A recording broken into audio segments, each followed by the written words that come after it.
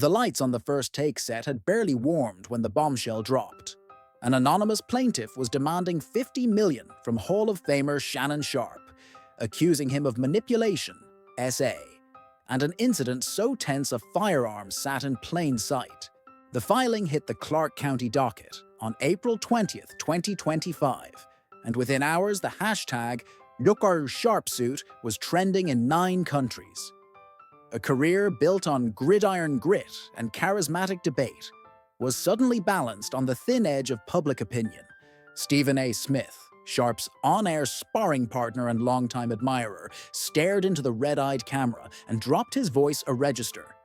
Allegations are not convictions. Due process matters. The line sounded responsible, almost rehearsed, yet millions wondered whether journalistic caution masked quiet loyalty. But that was only the opening volley. Rumors had swirled for months, snippets of heated arguments. A girlfriend half his age whispers about lavish hush money offers. Now an attorney famous for the Deshaun Watson saga, Tony Busby, stood behind the plaintiff, promising key evidence that would, in his words, speak louder than any studio monologue. Court papers painted a volatile timeline. A gym meet cute in LA during spring 2023, champagne weekends in Vegas, then sudden mood swings that allegedly escalated into coercion by October 2024, and another forced encounter in January 2025. Sharpe's camp fired back, calling the suit a blatant shakedown, posting screenshots of flirty texts and vowing a countersuit for defamation. And those screenshots, they ignited a comment section war more brutal than any AFC title game. Inside ESPN, panic ricocheted down every corridor. Producers rewrote rundowns before dawn. Wardrobe teams second-guessed color palettes that might look too celebratory. Sales execs fielded nervous calls from sneaker brands with morals, clauses on page 3. An email labeled "Urgent Brand Contingency Deck" landed in every manager's inbox by breakfast. No sponsor had pulled the ripcord yet, but pause. Clauses loomed like thunderheads, threatening to strip 8-figure ad blocks from the network's flagship debate show. Sharpe's lawyer, Lanny Davis, begged for patience on cable news, while crisis consultants measured each syllable for unintended subtext. Viewers, meanwhile, devoured the tension, pushing early morning ratings to a 6-month high. Controversy, after all, is still the internet's favorite pre-workout. Stephen A. knew the optics. Just 8 months earlier, he'd championed Sharpe's move from FS1, praising their combustible chemistry as a shot of adrenaline into ESPN's veins. Now that same partnership felt radioactive. On camera, his cadence slowed, diction sharpened, and brows remained knitted in perpetual caution. Off camera, staffers whispered that he spent breaks doom-scrolling mentions, gauging whether the court of public opinion had already swung its gavel. Viewers sensed the shift. Less fire, more forensic. Some praised maturity, others sniffed betrayal. But every deliberate pause only primed audiences for the next revelation. The lawsuit's most chilling paragraph described a night in Las Vegas where Sharpe allegedly slammed a phone onto a marble countertop, forbidding the plaintiff to leave while a pistol reclined within arm's reach. The image proved irresistible. To headline writers, privilege, danger, and a megawatt celebrity under neon lights. Legal experts on podcasts parsed the civil versus criminal divide. No threat of jail time, but a preponderance of evidence bar that could bankrupt reputations. Even if the checkbook survives, Sharpe's detractors framed the civil track as safer for predators. Supporters called it proof the story won't stand in criminal court. Both sides pumped out infographic timelines faster than fact-checkers could keep up. Algorithms, of course, abhor silence. Sharpe's advisors pushed for a social detox. The platform analytics screamed the opposite. In a late-night Instagram live, he declared, "I won't let someone rewrite my story because they smell a payout." then promptly deleted the video after Busby hinted evidence suppression in the comments. Screenshots survived. Reaction. Channels chopped the clip into outrage bait uploads that hit a combined 10 million views before sunrise. The plaintiff, anonymized as Jane Doe, remained quiet, but lawyers teased key evidence, fueling fan speculation about security footage or medical records poised to break open the case.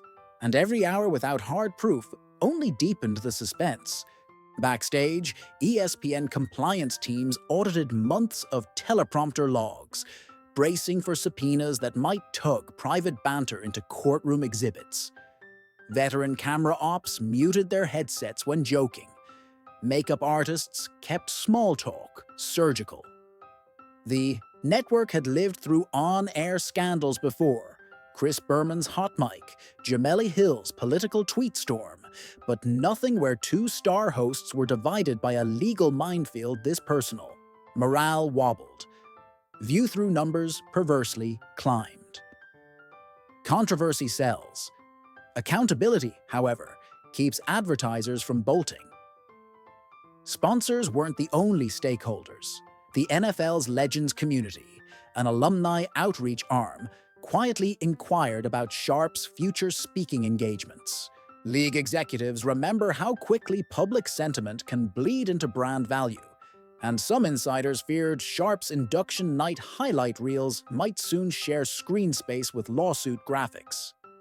That tension placed Stephen A. in a high-wire act, dissecting allegations thoroughly enough to satisfy journalists, yet gently enough to avoid dragging the shield through more mud. Each line he spoke felt like a scalpel cut, precise, necessary, and potentially lethal if slipped. The next misstep could slice more than reputations. It could hemorrhage revenue. Meanwhile, the legal chessboard expanded. Discovery loomed, a phase critics call the truth sauna, where phone records, hotel keycard swipes, and Venmo receipts get steamed until hidden details drip free. In high-profile civil wars, Discovery often forces settlements long before any jury convenes. Rumors hinted Sharpe floated a $10 million hush offer. His counsel denies it. Busby insists receipts exist. If talks fail, depositions could drag into late 2025, keeping the saga evergreen for every Daily Mail push alert and satire meme.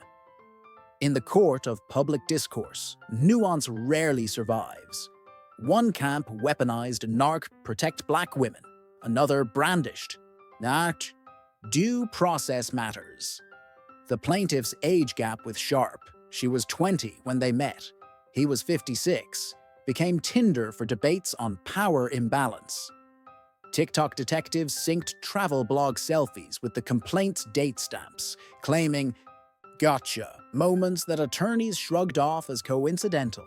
Yet each viral clip nudged sentiment, which in turn spooked or soothed corporate partners. The cycle fed on itself, Hydra-headed and unsatisfied. Amid this churn, Stephen A. attempted a masterclass in tempered commentary. He reminded viewers that civil suits hinge on likelihood, not beyond a reasonable doubt. He revisited Kobe Bryant's 2003 ordeal, the Roger Clemens defamation dispute, the Deshaun Watson settlements, each a parable about rushing to judgment. On one episode he closed with, "We demand receipts, so let the receipts speak. Until then, keep your torches unlit." The clip trended for 6 hours, earning equal parts applause and accusations of victim shaming. Yet even balanced words can tilt the scales when millions are listening.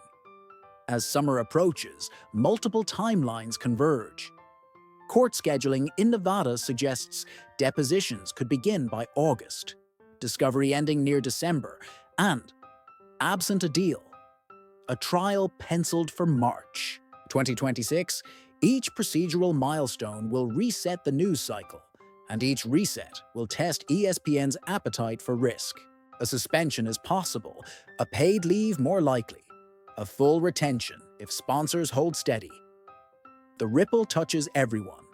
Interns worried about contract renewals, segment producers rewriting intros so often they jokingly call the document trigger, warning, and social media teams drafting 3 separate contingency captions every night just in case. For Sharpe, the stakes extend beyond dollars. His club, Shay brand, stocked with celebrity interviews and bourbon-fueled anecdotes, thrives on bravado. Allegations threaten that persona. Even vindication leaves scars. Crisis managers whisper about rebranding, less luxury flexes, more philanthropy posts, but the algorithm rarely forgives rebrands that look contrived. Jane Doe's side faces its own crucible. Busby's track record breeds both fear and skepticism. Supporters call him a champion for the powerless. Critics label him an opportunist. If he produces irrefutable evidence, the ledger swings brutally against Sharpe. If his proof fizzles, the internet will eviscerate both attorney and accuser. Either way, a quiet return to anonymity seems impossible. And where does that leave Stephen A? He stands at the crossroads of friendship and duty, entertainer and journalist. His next monologue could sway hearts. His silence could speak volumes.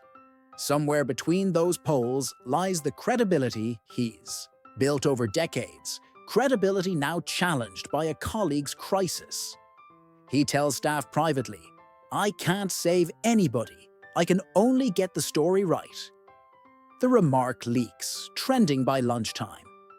Authenticity plays well, detachment less. So, such is life when every whispered aside can become tomorrow's Chiron.